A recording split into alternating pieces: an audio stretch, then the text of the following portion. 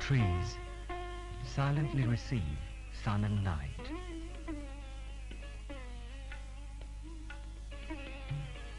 Rivers and waves hold with ease wind and rain. Farmers sow their paddy fields, fire-burnt month consumed by drought, drowned in flood, the crop of labor and love. Rice-providing mother dries with care new seeds of corn, which the farmer scatters. Yellow corn year, farmer's sweat drops shining like beads of diamond on his brow. And in fields of Bengal, ringing the tinkling anklets of 1,000 teenagers. Life pulsates through every vein, flows in the muscles of every man and woman bent upon a task to be accomplished. The farmer, weaver, boatman, fisherman toil to build a new life for themselves. Who can stop this torrent of life? No floods, drought, famine and pestilence, no trials and tribulations, bereavement and lamentation. For in the heart is hope eternal, hope of building a happy and prosperous homeland. But who will build this land of our fondest dreams? What is needed is dedicated and selfless workers. Of that we have plenty, but we also need leaders of vision and dynamism who could unerringly point to the future. Dynamic leadership capable of charting a course to an assured future was what we lacked, and so the sweet fruits of freedom still elude our multitude. Are we dead? No, never. Why have we then lost the capacity to resist? Why does the sky-splitting thunder fall upon us? Why do our hearts well up with the cry of anguish? Let the chorus of the nation's voice ignite like gunpowder, like the Bhairav Ragini played in a duet of the Sarod and the Shehnai. We are not dead. We are the children of fire.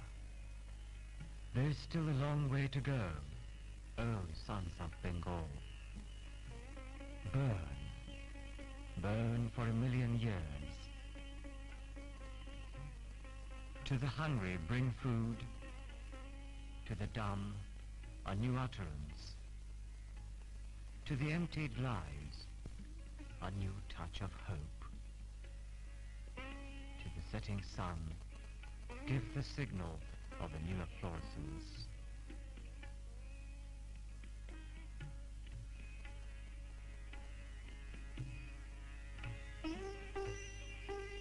And it is that hope and expectation that keeps the lamp of life burning. Life, buoyant, overcomes whatever stands in the way. Despondency is a luxury no nation can afford. And yet, it was precisely such a moment of deep despair and despondency that we came face to face with. It was at such a critical time that on the 24th of March 1982, the patriotic armed forces had to intervene to pull the nation back from the brink of an abyss. They were left with no choice but to take over the reins of government if the country was to be saved from ruination. The history of the last 5 years is the history of Herculean efforts to stem the rot eating into the vitals of an already crippled society. It has been a period marked by stability, reforms and progress in every field. It has been a time of significant change in politics, administration, in the economy and in the field of diplomacy.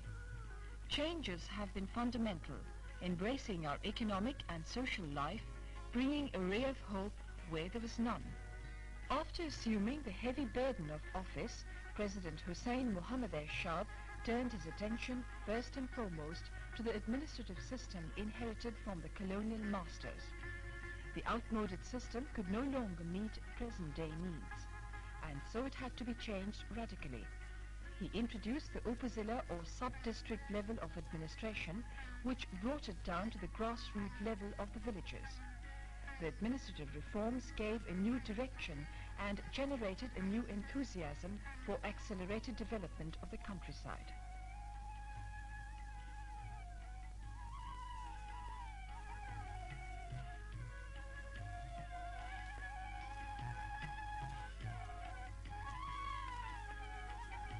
Justice was always beyond the reach of the common man. Now justice was brought to his doorstep by creating 6 additional benches of the High Court to cater to the needs of various regions. On the basis of experience gained, these gave way to circuit benches to dispense quick justice. Cases have been pending before hard-pressed courts for years and even decades. Now, to ensure quick disposal of cases, the outdated penal code was drastically reformed. The long-awaited land reforms, which only this government had the temerity to carry out, has been hailed as a revolutionary step. A ceiling has been put on individual land holdings to a maximum of 20 acres. Sharecroppers who could be evicted at will have been granted an assured tenure of 5 years to cultivate their own holdings. The agricultural labourers have been assured a minimum daily wage of about 6 pounds of rice on the equivalent of its market value.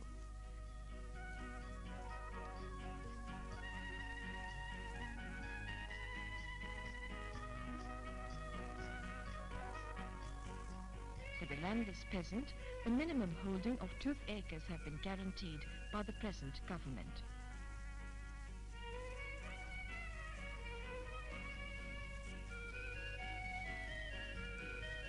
The national economy has at long last been freed of its inertia. Total production has increased.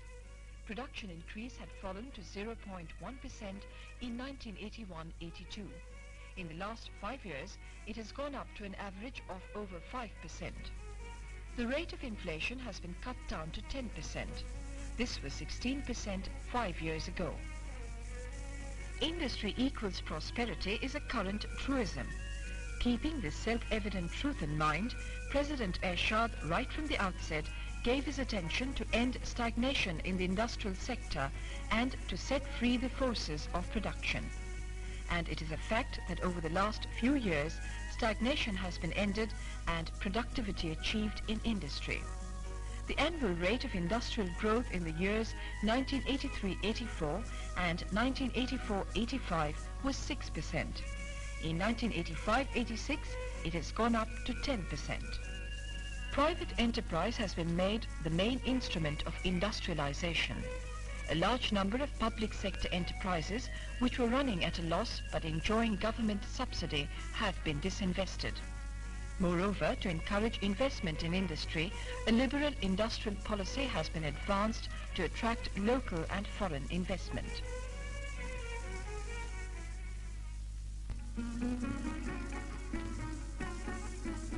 Another revolutionary step of the present government is their drug policy. This has been welcomed both at home and abroad.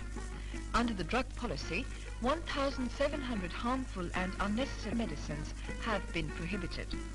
To achieve the aim of health for all by the year 2000, health complexes and hospitals have been established in villages and upazilas.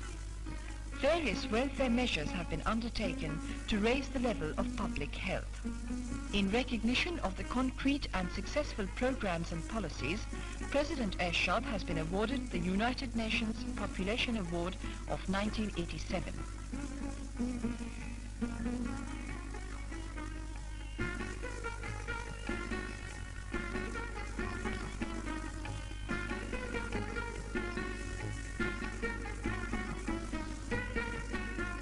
Education is admittedly the backbone of any nation. A massive drive is underway to free the people of the centuries-old curse of illiteracy. New schools and colleges are being built in sub-districts and districts. Priority is being given to scientific and vocational education.